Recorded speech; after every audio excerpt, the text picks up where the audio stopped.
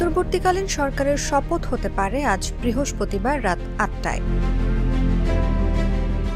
এই সরকারের নেতৃত্বে থাকবেন শান্তিতে নোবেলজয়ী অধ্যাপক ডক্টর মোহাম্মদ ইউনূস। এই সরকারের সদস্য ১৫ জনের মতো হতে পারে বলে বুধবার এক সংবাদ সম্মেলনে জানিয়েছেন সেনাবাহিনী প্রধান জেনারেল ওয়াকারুজ্জামান। আমরা কেয়ারটেকার গভর্নমেন্টের প্রধান ডক্টর ইউনূসকে আমরা নির্বাচন করেছি অনেক আলোচনা করে, এবং মহামান্য রাষ্ট্রপতির সাথে আমরা আলোচনা করেছি এবং আলোচনা করে আমরা সর্বসম্মতভাবে সম্মত হয়েছি এবং ওনার কাছে প্রস্তাব দিয়েছি চিফ অ্যাডভাইজার ডক্টর ইউনূসকে করার জন্য, এবং উনি এখন আমাদের চিফ অ্যাডভাইজার। সবার আগ্রহের কেন্দ্রবিন্দু এখন অন্তর্বর্তী সরকারে অন্য কারা থাকছেন। ইতোমধ্যে সামাজিক যোগাযোগ মাধ্যমে ঘুরছে এক এক রকম তালিকা। গণ আন্দোলনের নেতৃত্ব দেওয়া বৈষম্য বিরোধী ছাত্র আন্দোলন অন্তর্বর্তীকালীন সরকারে ১৫ জনের নামের একটি তালিকা তৈরি করেছে বলে জানা গেছে। ছাত্র আন্দোলনের নেতারা তাদের তালিকা তৈরির ক্ষেত্রে বিভিন্ন দল ও সুশীল সমাজের প্রতিনিধিদের সঙ্গে কথা বলেছেন। ডক্টর মোহাম্মদ ইউনূসকে প্রধান উপদেষ্টা করে অন্তর্বর্তীকালীন সরকার গঠন করা হবে।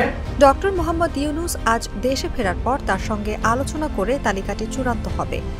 কোন রূপরেখা ও কাজের ভিত্তিতে দপ্তর ভাগ হবে, কি হবে না হবে, সেটি তার সঙ্গে আলোচনা করে ঠিক করা হবে।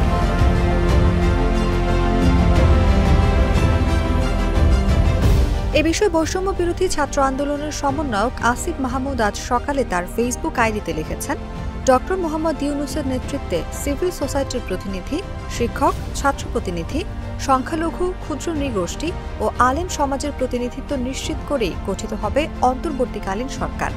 এর আগে গত মঙ্গলবার অন্তর্বর্তীকালীন সরকারের রূপরেখা নিয়ে বঙ্গভবনে ১৩ জন সমন্বয়ক রাষ্ট্রপতি মোহাম্মদ শাহাবুদ্দিনের সঙ্গে বৈঠক করেন। বৈঠকে সেনাবাহিনীর প্রধান জেনারেল ওয়াকারুজ্জামান, বিমান বাহিনীর প্রধান air chief marshal Hasan Mahmud Khan, নৌবাহিনীর প্রধান অ্যাডমিরাল মোহাম্মদ নজমুল হাসান, ঢাকা বিশ্ববিদ্যালয়ের আইন বিভাগের অধ্যাপক আসিফ নজরুল এবং আন্তর্জাতিক সম্পর্ক বিভাগের অধ্যাপক তানজিম উদ্দিন খান উপস্থিত ছিলেন। এদিকে শান্তিতে নোবেলজয়ী অর্থনীতিবিদ ডক্টর মোহাম্মদ ইউনূস আজ দুপুর ২টা ১০ ঢাকায় ফিরবেন। অন্তর্বর্তীকালীন সরকারের প্রধান হিসেবে দায়িত্ব নেওয়ার জন্য বুধবার তিনি ফ্রান্সের রাজধানী প্যারিসের চার্লস দ্য গল বিমানবন্দর থেকে ঢাকার উদ্দেশ্যে রওনা হয়েছেন। এর আগে বুধবার সেনা সদরে আয়োজিত ব্রিফিংয়ে সেনাবাহিনীর প্রধান জেনারেল ওয়াকারুজ্জামান জানান, আমরা সর্বসম্মতভাবে সম্মত হয়েছি এবং ওনার কাছে প্রস্তাব দিয়েছি চিফ অ্যাডভাইজার ডক্টর ইউনূসকে করার জন্য, এবং উনি এখন আমাদের চিফ অ্যাডভাইজার।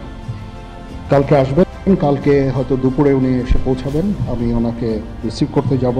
আশা করি রাত ৮টায় অন্তর্বর্তী সরকারের শপথ অনুষ্ঠিত হবে।